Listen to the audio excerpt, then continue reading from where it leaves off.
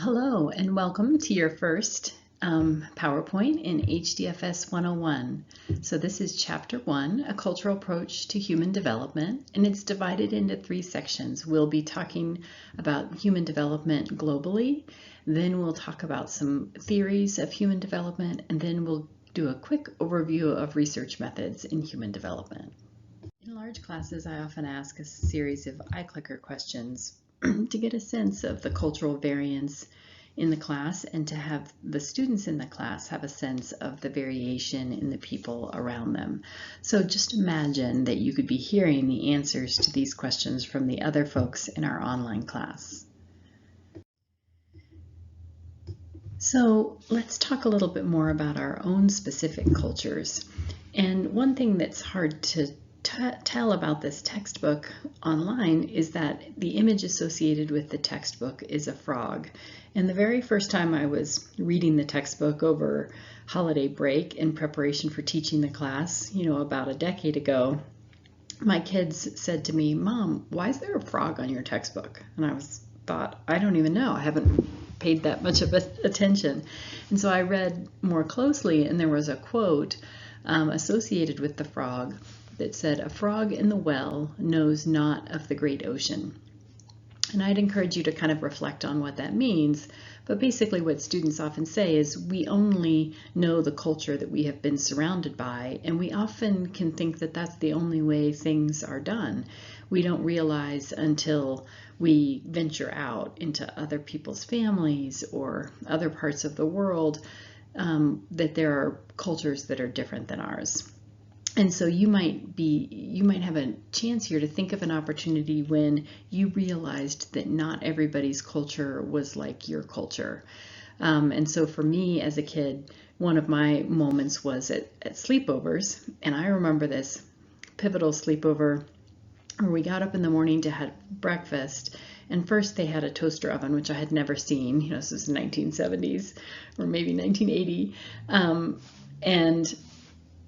And then we were offered peanut butter on toast for breakfast. And I was like kind of horrified and stunned and excited all at the same time, because in my house, peanut butter was definitely a lunch food. And the thought that we could have that for breakfast is pretty crazy. And so then I also want you to reflect on what is your culture? What cultures are you a part of? What nationalities do you or your ancestors come from? What languages do you or your ancestors use or have used? What racial categories do you identify with?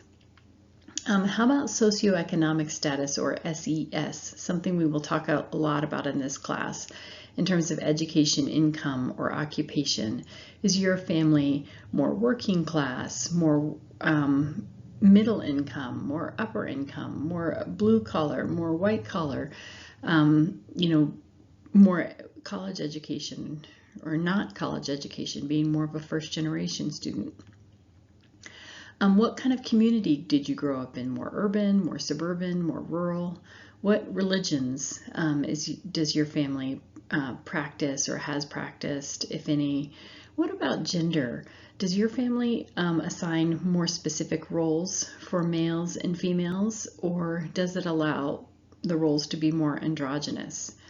How about your cultures at CSU? What groups are you a part of? And then lastly, what are your family areas of knowledge or expertise? Is your family, a musical family or a specific sports family, or do you have a family business, in which you repair vacuum cleaners or you run a farm? So these are all what's in your well. So as we learn about human development across the lifespan in this class, we're going to be talking about how every person is like every other person. So what are the ways in which, prenatal development is generally the same no matter who you are? We're also going to be talking about the ways that every person is like some other person, but not everyone. So this can be associated with culture, differences by sex or gender socialization or religion or ethnicity, or as we'll be getting into, countries that have more money or countries that have less money. And then every person is like no other person. This is the way that we are specifically unique. We'll be talking about this when we talk about our specific genome, and we'll be talking about our epigenetics, what genes are turned on or turned off. We also all have our own unique thoughts, life experiences, personality, fingerprints, right? So we'll be talking about all these different aspects when we learn about human development. Let's talk about human development globally, and I'm going to hit some highlights on how our population has changed and kind of varies around the world. Looking at population growth from a bird's eye view, you can see that around the world, the population growth remained fairly even until about 400 or 500 years ago, and then it really skyrocketed. Let's look more in detail on that on the next slide. So the population began expanding around the 1600s, and the key reasons that our population has increased are due to better health practices, more awareness of germs, better medical practices. Both women and babies are less likely to die in childbirth. We also have increased technology and safety, so that people are less likely to die in accidents. Also, industrialization allowed for food to be exchanged across communities. It allowed it to be produced, mass-produced, instead of just family farms, and then exchanged across communities, through trains and trucks, and now airplanes and boats. And so that way, if one area of the world is experiencing a famine or one community's crops failed, they could theoretically get food from another place.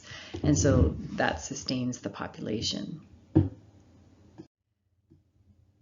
Here's a video from your Revel textbook that can be watched in your textbook application. So you just need to search for watch Cultural Focus, The Demographic Divide. It's about 4 minutes long. It's excellent, and it shows basically the variation around the world between developing countries and developed countries, which will be a common theme in this class.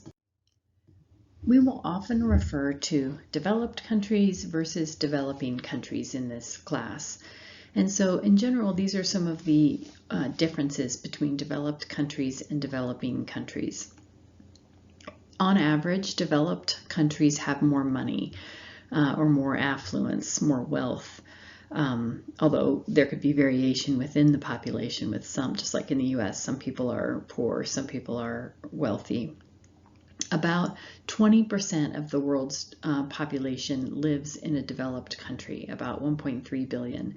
And in developed countries, populations are beginning to stabilize because the total fertility rate is stabilizing. And the total fertility rate is the rate of live births for each female. And so that number is declining in developed countries. So females are giving birth to less babies on average.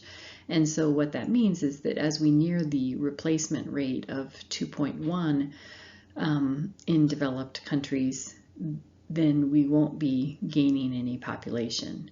In developing countries, overall there is less wealth, and about 80% of the world's population, or over 6 billion people, live in developing countries. And there, the population is still growing because the total fertility rate is still high.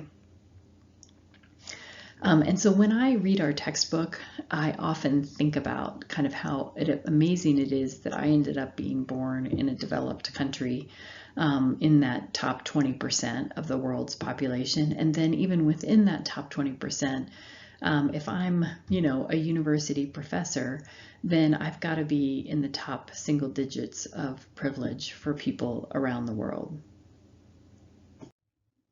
This map just shows developed and developing countries around the world, and so you can see that it's most of South America, Africa, and Asia that is considered developing country with some exceptions.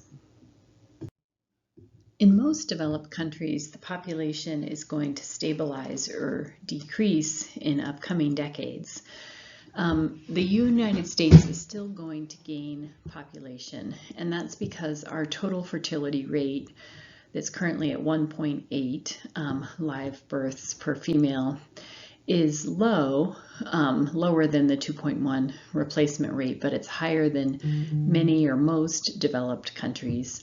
And like Canada, we also allow more legal immigration than most developed countries, and we also have undocumented immigrants as well. And although population growth is always a concern, there's also a concern for many developed countries in not having an incoming younger population that can support the older population. And so in the United States, we are less likely to have to worry about that. So in general, the ways that we see developing and developed countries vary is first in terms of income. So around 80% of families worldwide live on less than $6,000 a year. 40% of the world's population lives on less than $2 a day. You've probably spent, more than $2 by the time that you're listening to this, whether it's from your latte or your groceries, your utilities or gas or, some online purchase, right? And so for the most part, like we've talked about, developing countries have a lot less money, but it really depends. There's variation within a developing country, which we'll talk about. So on average, developed countries, most people graduate from high school and about half go on to college. In developing countries, about 20% of kids don't complete elementary school. Only about half even attend high school, and college is really for the elite.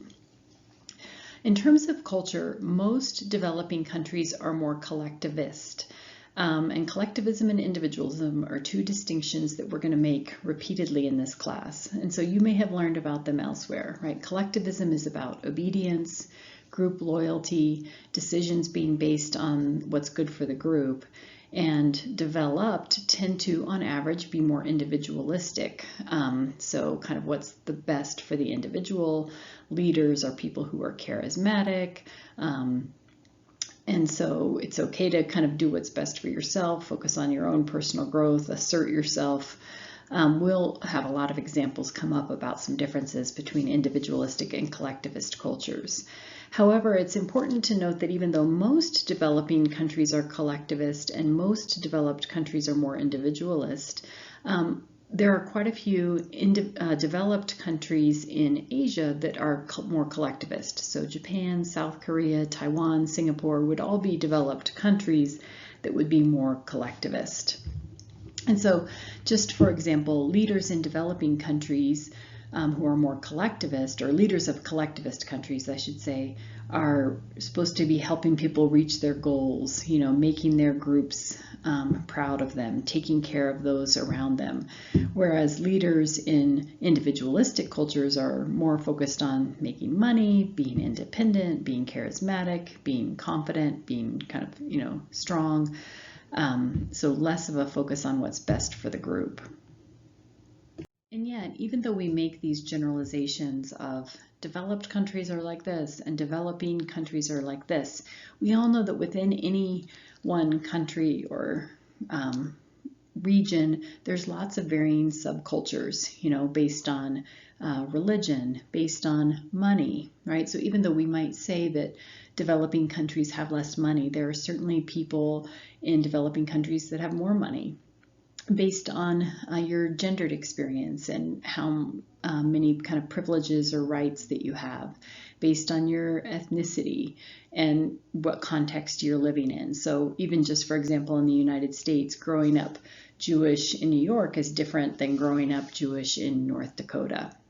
What is your geography, rural versus urban? We will often talk about developing countries that are more rural as a traditional culture, which can be pretty different than a developing country that's more urban. And then lastly, within your country, are you the majority culture or are you the minority culture? And because as we talk about quite a bit, if you're more majority culture, there's a lot more kind of hidden privileges associated with that. So when we think about majority versus minority culture and social identities and how it relates to privilege, there are some identities that are more majority culture and have more privilege, and some that are minority culture and have less privilege. And to some extent, these could vary by culture and country, but generally, around the world, being white, being male, being straight, having more money, and perhaps having, citizenship, or being married, would all give people an advantage. Countries might vary on what ages they think have the most privilege, what religions. Physical ability would be one that would generally also be associated for privilege across all cultures. Now let's transition into our second section, theories of human development. So we are going to focus on 3 theories here in this PowerPoint: family systems, bioecological or Bronfenbrenner, and then psychoanalytic theory, a little bit on Freud and Erikson.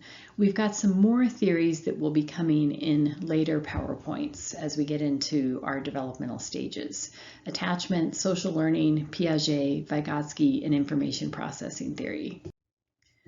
Okay, so thinking systemically is one of the hallmarks of HDFS, or Human Development and Family Studies, in that we don't just think that people exist in a vacuum, but we think about kind of the contexts around them.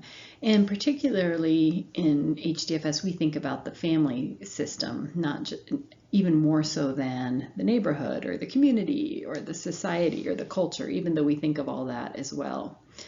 And so what family systems theory suggests is that family members influence each other bidirectionally. So it's not just parents influencing kids, but also kids influencing parents.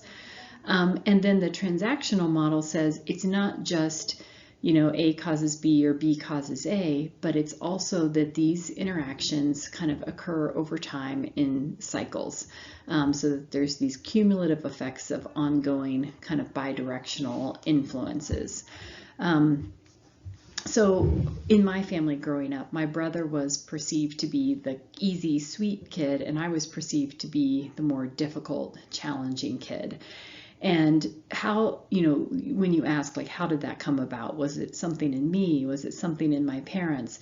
But it probably was something in both of us. And then once that kind of pattern got going, we began to sustain it over the time, right? So my parents expected my brother to be kind of sweet and easy. They often approached him in kind of more of a friendly, happy, easy way, and then he responded that way, and then they approached him that way, whereas they expected me to be more challenging or more difficult or more defiant, and so they approached me with more tension or rigidity, and then I responded that way, and then we kept that cycle going.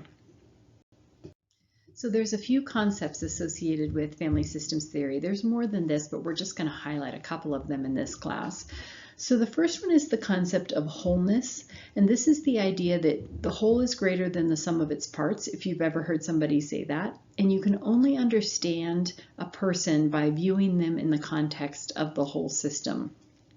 So you can't, for example, if you understand me and my family of origin, if you just looked at me in a vacuum, you'd think, oh, Ashley is challenging or difficult. But once you look at our whole family system and you understand that the role I played was the difficult one and the role my brother played was the nice, friendly one, and that the way my parents treated us kind of kept those interactions going, then my behavior makes a lot more sense.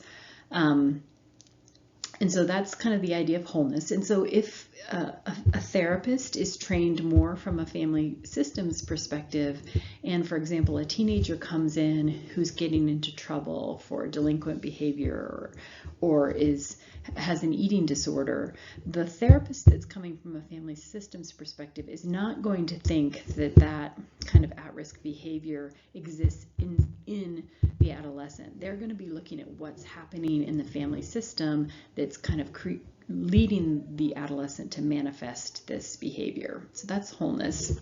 Very closely related to that is the idea of interdependence. And the mobile is often given as a metaphor for interdependence, which is this idea that if every person in the family is one item on the mobile, if something changes for one item on the mobile, it affects everybody on the mobile, right? And they all have to kind of readjust or rebalance. So if we think of a heterosexual couple with kids and the mom gets a new job, let's say she loves it, but she's working more hours, and she's also earning more money, that's not just going to affect her, right? That's going to have effects on everybody else in the family. It might affect her husband and how he thinks about his role as a breadwinner and how much household labor he's doing. It might affect how much labor the kids are doing or how much freedom they have. And so it's just this idea that within a system, everybody is interdependent upon each other. And then the last concept is that idea of circular causality that I was alluding to with the transactional model, that A causes B, causes C, causes D, causes A, causes B. And so family systems really pays attention to the interactions between people, not just the people themselves. And so we'll look at some examples of circular causality or cycling the problem coming up. So here's an example of a problem cycle that could be happening within a parent and child. So this is a dad and his daughter. And so this is an example of circular causality, or how we focus on the interactions between individuals in family systems.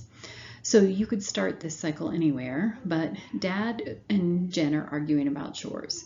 Dad thinks, Dad wants Jen to take more responsibility and do more chores. So he suggests that she take lead on a new task, like trimming the hedges.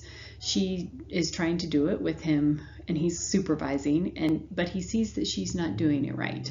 And he gets kind of frustrated and tries to correct her, and then he ends up taking over the task, and she eventually kind of stomps off and acts withdrawn and seems to lack initiative around Dad. And Dad thinks that this is Jen's problem because she lacks initiative, and Dad thinks that her dad is always on her, and nothing is ever kind of good enough, and he's always critical. And neither one of them really realize that the problem lies in the interactions between them. And so when we cycle a problem or map a problem cycle, as family therapists will often talk about, it allows us to see that the problem doesn't exist in Dad or in Jen, but in the way that their interactions keep maintaining the problem. And it allows us to think about ways to break the problem cycle. So in this case, maybe instead of Dad saying, Jen, why don't you trim the hedges, Dad could say, Jen, it seems like you're ready for some new and different chores.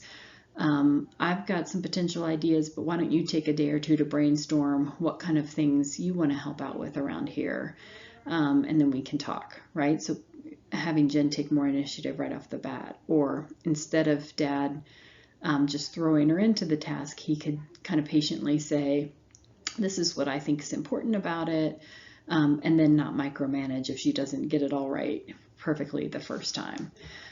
Generally, when we think about parent-kid cycles, we do think that parents have more power in changing the cycle than kids do.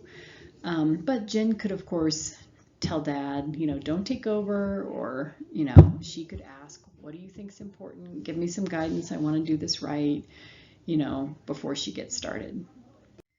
So the cycle that we just talked about between Dad and Jen was essentially an overfunctioning, underfunctioning cycle. And so that's what's often happening in some of these problem cycles, is that people start to react and interact and react to each other in ways that sometimes polarize them. And this is because, and we're not getting into this so much, but systems like to have a sense of balance. That's part of kind of understanding the system as a whole. And so people in a system will kind of react and polarize in a way of balancing out the system. So dad is acting like an overfunctioner and Jen is acting like an underfunctioner. If you are in a roommate situation or have been in a roommate situation, you might have found yourself in the overfunctioning or underfunctioning role. If you've done group work, right, it's easy to fall into the overfunctioning and underfunctioning role. I notice that if I'm in a group where everybody's highly overfunctioning and raising their hand and volunteering to do everything, I have a tendency to just want to slouch down in my chair and not contribute so much. Other polarizations that can happen in problem cycles are one person being really strong and the other person being really weak. So if you have a friend who's just falling apart and melting down, chances are you're not going to melt down along with them right in that second. You're going to feel like, I can help you, I can be the tough one here, I can get you through this. Similarly, if you have a friend who's being really negative about everything, like everything sucks, you might want to focus on the bright side and be optimistic to kind of balance them out. Or if you have a friend who's being like Pollyanna about everything, you might feel the urge to kind of burst their bubble a little bit. The strict permissive polarization, the good cop, bad cop, right? This happens a lot in parents where we've got one parent who's trying to hold the rules and the other parent is like, oh my gosh, you're so rigid and you're just all rule focused and tasks. Somebody's got to be playful. And so that parent is more playful and relaxed. And then the other parent's like, oh my gosh, you're not even thinking about the rules. You're just thinking about being playful and relaxed. I've got to hold the rules, right? And then they tend to get more polarized. In early romantic dating relationships, we often see a seeker-sought polarization where one person is like pursuing the other kind of for affection and love and I'm so into you, and the other person is starting to feel a little smothered and overwhelmed and distancing, right? But interestingly, if the person who's the seeker stops seeking, then suddenly the other person who is the sought becomes kind of more interested and moves back towards them. In later, more established relationships, couples relationships, we see what's called the demand withdraw pattern, and we'll be talking about this later in the semester, where one person is basically critically pursuing the other person and the other person is withdrawing and shutting down. And then lastly, the emotional rational, right? If one person's experiencing a lot of emotion, the other person might have a tendency to want to intellectualize. Or what I've noticed in a family, if everybody is being really stoic about a crisis and very kind of rational or kind of shut down about it, there's often almost always one person in a family that becomes the emotional tuning fork for the family and then begins kind of manifesting and expressing all of the emotion. And then if you've got one person expressing a ton of emotion, that kind of lets other people off the hook from kind of having to experience and express a lot of emotion. So what I'd like you to do is look at the cycling the problem slide and the slide with the various polarizations and come up with a diagram of a conflict cycle that you or someone else has experienced that kind of gives you a systems perspective on a typical kind of conflict. And so I'll just say that I'm thinking systemically all the time in my personal relationships, in my workplace relationships, with students. I'm always thinking about kind of how we're acting and reacting to each other and how sometimes problems that I think that might be existing in somebody else are actually associated with our interaction and kind of what can I do to shift our interactional patterns. Let's switch gears and talk about a related theory that also has systemic elements, Bronfenbrenner's bioecological theory. And so Yuri Bronfenbrenner was actually a Russian psychologist, and he was a human development professor in the United States. And so he came up with this conceptualization of the individual in a series of contexts, and the metaphor that he used was Russian nesting dolls. Have you ever seen those little wooden Russian nesting dolls where there's the little one in the middle surrounded by increasingly bigger dolls? Well, that's how you can think about Bronfenbrenner's bioecological theory. And so at the very center of the system, we've got the individual and their characteristics, kind of what they come in with in their biology or physiology, even over time, too. Their sex, their age, their health, And then we have the system that's the closest to them, that they interact with the most, and those are elements of the microsystem. So this is kind of who you come into contact with on a regular basis or has the most direct influence. So this is your family members, it's your immediate environment, your friends, your school, your classmates, your coworkers, if you're part of religious groups or sports or music teachers, it's everything like that. And it's important to know that the microsystem certainly influences the individual, right? So your parents influence your development, your teachers influence you, your friends influence you, but you also influence your microsystem. So a child who's born with a disability is going to be influencing the parents, influencing the school system, having an influence on peers or friends, or whatever it is I have happening about myself individually, my temperament, my personality, the current challenges I have are going to be also having an influence on my microsystem. So there still is that bidirectional back and forth. The mesosystem is a little tricky to understand, and this is interactions of elements of the microsystem. So the classic example here is that how parents and teachers interact, right? And so how parents and teachers interact, two aspects of the microsystem might interact if they meet, for example, to talk about the child and come up with a plan to help the child be successful, right? They are influencing the child's development.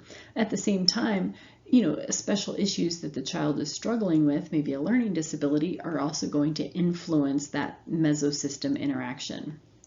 Other examples are how parents interface with other social groups to maybe get play dates for their kids or keep their kids safe in neighborhoods.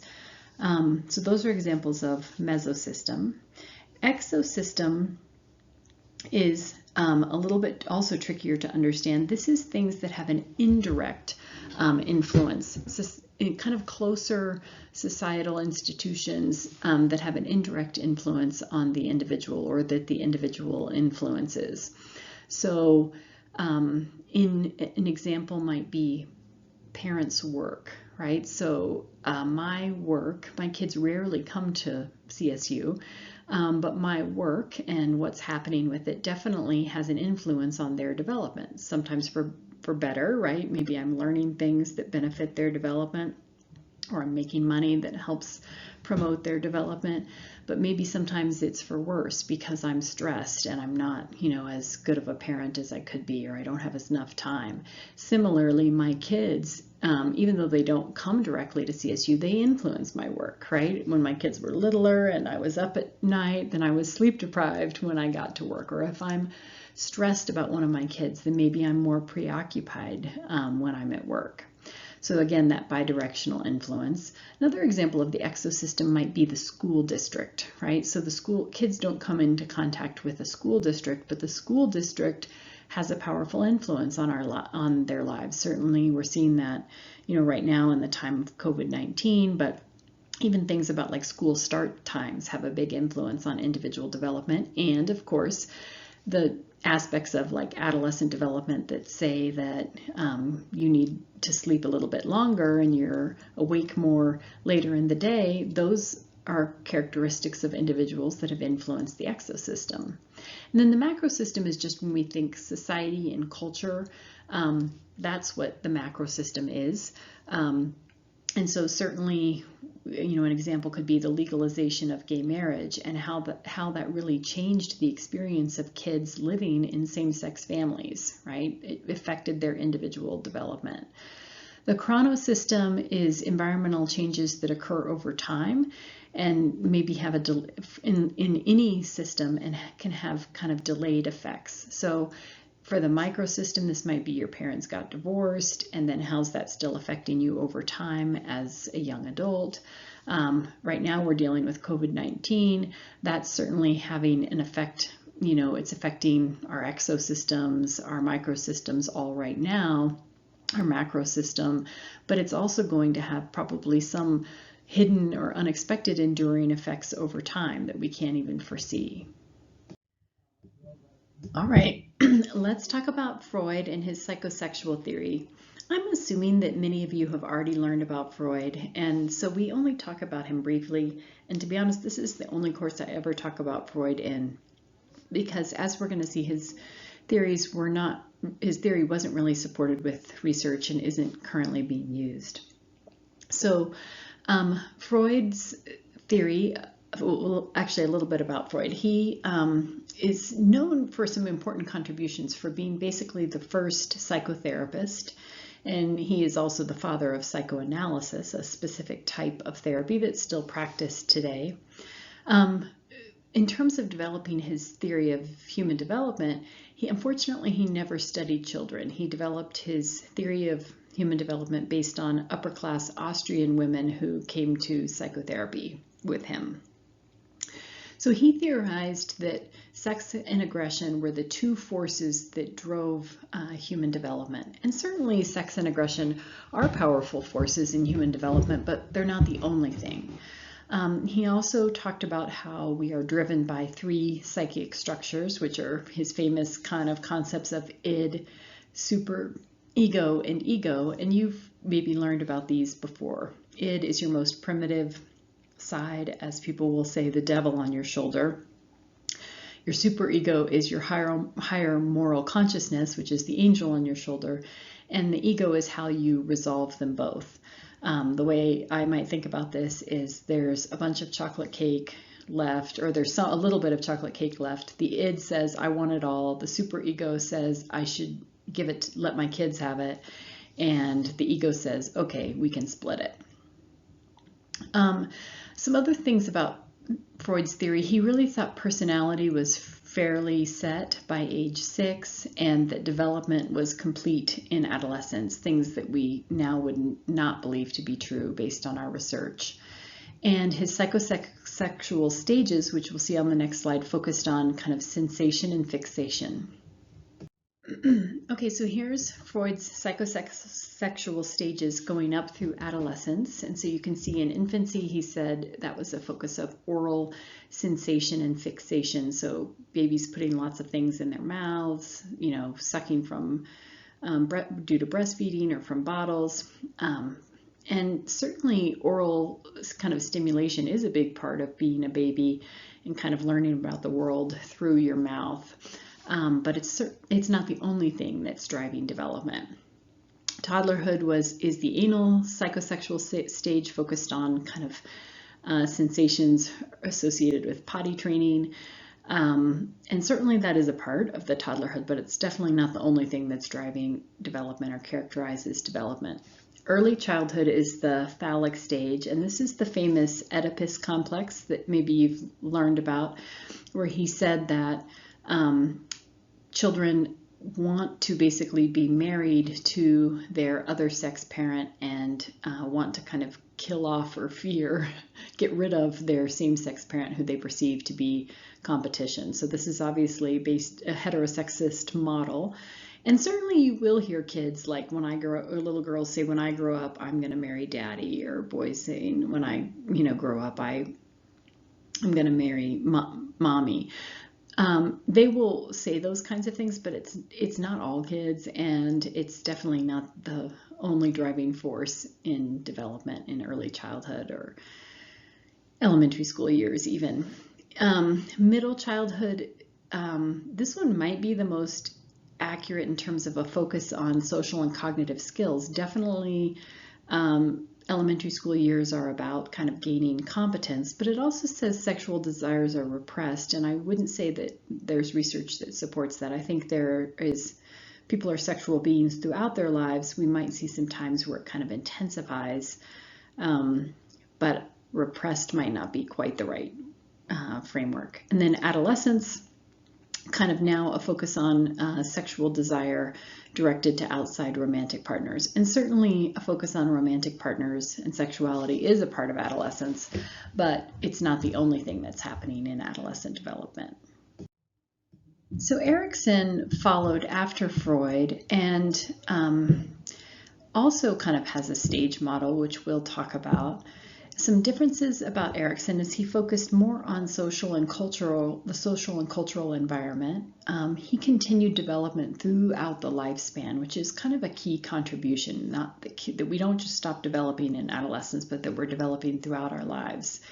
And his stages are characterized by basically a crisis and a resolution, hopefully a positive resolution. So these are Erikson's 8 stages of psychosocial development, and they've got kind of contributions and also limitations. So Erikson said during infancy, babies are focused on trust versus mistrust, and so the main goal is to have a bond with a trusted caregiver. And I would definitely say that that is a key part of infant development. It's not all of it.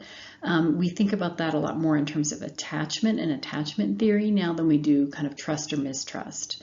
And then in toddlerhood and early childhood, we've got the stages of autonomy versus shame and doubt, and initiative versus guilt. And so the idea is that toddlers and preschoolers are learning to kind of be agents and active agents in their world and have a sense of kind of autonomy, and that it's okay for them to do that. In individualistic cultures, we emphasize this autonomy and initiative more than collectivist cultures, and we don't want our young children to feel shame and guilt. But in collectivist cultures, shame and guilt are seen as not so bad things, because they maybe keep kids adhering to group norms and not disturbing kind of group harmony. Middle childhood, kind of like Freud, more focused on industry and feeling competent versus feeling inferior. And so for each of these, you're going for, hopefully what's on the left part, of the verses, and not ending up on the other side. Adolescence, a time of identity, hopefully, and developing a strong sense of identity. As we're going to see as we get into research, identity development definitely continues, certainly into emerging adulthood and, to some extent throughout our lives. Early adulthood, this focus on finding a romantic partner. That's obviously happening also in adolescence, it can be happening later in adulthood. Middle adulthood is characterized by generativity versus stagnation. This is about taking care of others, kind of giving back. Supporting younger generations, for example, and we'll return to this when we get to middle adulthood. And then late adulthood is having a sense of ego integrity versus despair. So a sense that your life was meaningful, that kind of the positives outweighed the negatives, that you made more of a positive difference in the world than a negative difference in the world. And so we'll revisit that as well. So some of Erikson's stages have been used more in research and have kind of held up more, and others have not been quite so robust in terms of research support. So for our final section, let's talk about research methods in human development and family studies. So I've got this listed as a self-study, and so I do that sometimes when I think it's something that you probably already know, or I'm not going to spend too much time on it, and if it's unfamiliar to you, then you could spend more time reviewing it in the textbook. But I bet you've learned about the scientific method numerous times in your education, and it's also the method that's used in human development and family studies. So researchers come up with questions like, does reading to toddlers improve literacy in elementary school? Or how far can infants see? Or are affairs more common for men than women? Or in middle adulthood versus young adulthood? Or does social support decrease the risk of complicated grief? And then they make a hypothesis about it, design a research study, and collect their data, draw conclusions, and disseminate it. So you've learned before about research methods, qualitative and quantitative. So one important distinction is both qualitative and quantitative studies are considered empirical studies because they're gathering data. In qualitative studies, the data is more in the form of words or pictures, and in quantitative studies, the data is more in the form of numbers and statistics. In terms of specific methods for qualitative and quantitative qualitative methods are often interviews or with what's called ethnographic research, where you make kind of detailed accounts of people's daily lives, and researchers often live among the people that they are studying. So for example, if I wanted to study sex workers in an urban area, I might kind of try to kind of hang out in the places that they hang out and talk to them and observe kind of behaviors and things like that. Case studies is where you go into lots of detail in kind of one or more families or individuals' lives. And then more quantitative methods are surveys, which we fill out lots of. Quantitative observations of behavior. So this might be kind of coding the number of positive interactions versus the number of negative interactions. Biological methods could be things like heart rate, blood pressure, neuroimaging. And then specific types of quantitative methods could be natural experiments and experiments, which we're going to talk more about.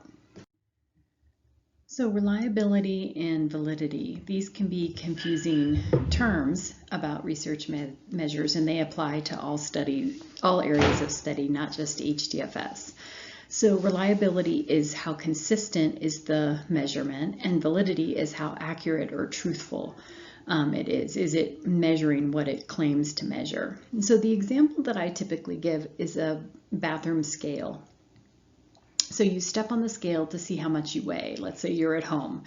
Many of us, myself included, you step on the scale once, you get a number, you step off, and then you step on it again to see if you get the same number. Basically, at this point, you're checking to see if your scale is reliable, that it gives you the same number, every time if you're doing it, when you should be weighing the same. But you don't actually know if your scale is valid. It could be that your scale is consistently 2 pounds too high or 2 pounds too low. So how do you figure that out? You weigh yourself at the gym at the same time of day to get a sense of whether or not your home scale is valid. You compare it to another measure that you believe to be valid. And so researchers in HDFS are having to do the same thing. When they design a measure or use a measure, let's say of self-esteem, they're trying to make sure first that that self-esteem measure is reliable, that if I took a measure of self-esteem this morning, that the score I got this morning would probably be pretty much the same score I would get tonight or tomorrow, because my self-esteem shouldn't be able to change that fast. And that also that the questions that are supposed to be about self-esteem all seem to kind of correlate with each other and hang together. And it's not that some of my questions have to actually do with more intelligence or identity, and they aren't really kind of valid measures of self-esteem. You've probably also learned about research studies as being either cross-sectional or longitudinal. And so cross-sectional means that we are just studying people at one point in time, even though they might be of different ages. And longitudinal means that we might be following people over time, even if they are also of different ages. So this question, does religiosity change with age? And is it does it happen just because as you get older, or is it about kind of your generation being more traditional? So if you just brought in a bunch of adults from ages 20 to 80 and interviewed them about their religious beliefs, that would be at all one time, that would be cross-sectional, right? But if you took 20-year-olds and interviewed them about their religious beliefs over the next 40 years, that would be longitudinal. And you could be actually taking a range of people. You could be taking 20 to 50-year-olds and interviewing them over the next 40 years or until they die about their religious beliefs.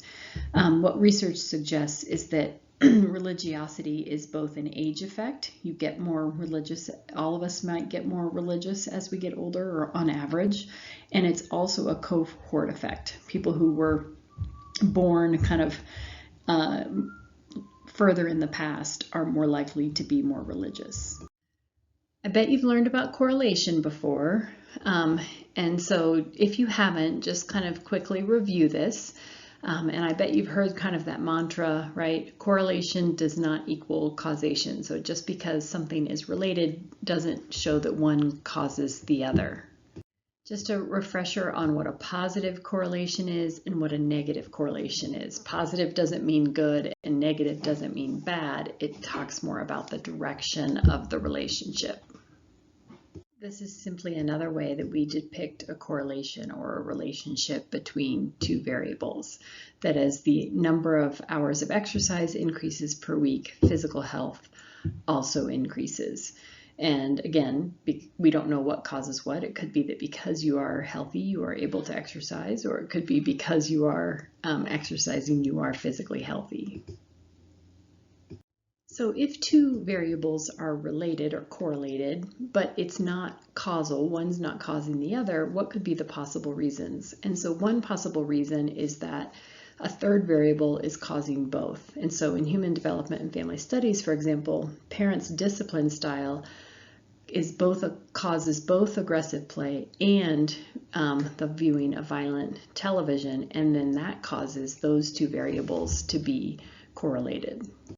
Another reason why we might see a correlation between two variables is simply a coincidence. So you can see here this graph that divorce rates declined at a very similar rate as consumption of margarine, but there was no actual relationship between those two variables.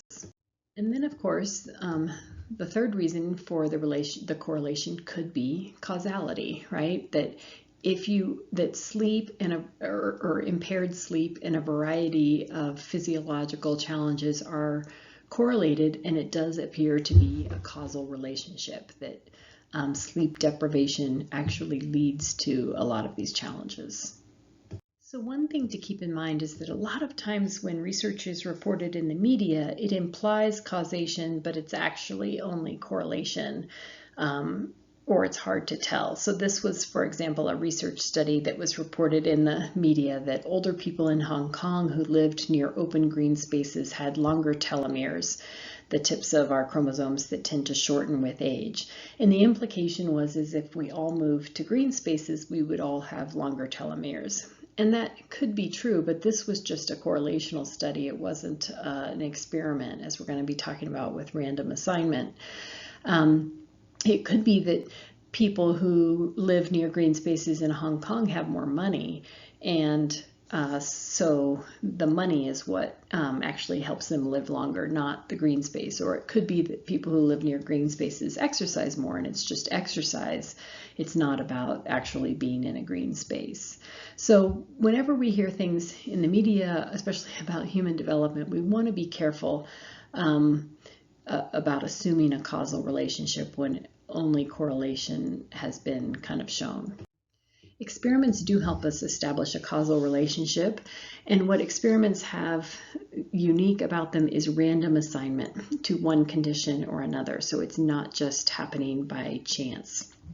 So let's say we had two different residential communities at CSU, and we wanted to find out whether or not one with maybe more intensive support or tutoring allowed for a higher GPA at the end of your first year of college. If we wanted to study that, we wouldn't just let people sign up themselves for these learning communities, because we might end up with some people with specific traits signing up for one dorm and some with another. We'd have to randomly assign them to have kind of the special dorm or the dorm as usual. And so the dorm as usual would be the control group, and the experimental group would have the special dorm. And then our independent variable would be which dorm are you in, and our dependent variable might be your GPA at the end of the year. And so random assignment typically does involve a pretest, an intervention or no intervention, and then a post-test. So in the example that I gave previously about a special dorm or dorm as usual and a GPA, we might also have a sense of what the GPA was coming in so that we can test change in GPA, or to make sure that GPAs were consistent for both groups prior to the intervention or not intervention. So let's talk more about the difference between an experiment and a natural experiment. So true experiments involve random assignment to an independent variable. Natural experiments use naturally occurring groups with an independent variable. So here's a researcher's question that could be done in either an experiment or a natural experiment. Do children who are more physically fit perform better on memory tasks? In both of these studies, the independent variable is something around physical fitness and the dependent variable is something around memory tasks. But the specific independent variable is going to vary whether or not it's an experiment versus a natural experiment. In an experiment, kids would be randomly assigned to either the experimental group or a control group. So with physical fitness being the independent variable, kids might be randomly assigned to extra PE, right, each day, or extra brain breaks, or just kind of PE in classroom climate as usual. If you did a natural experiment, then you would bring in kids at their just naturally occurring level of physical fitness, and you would measure their level of physical fitness and then figure out how it related to their performance on memory tests.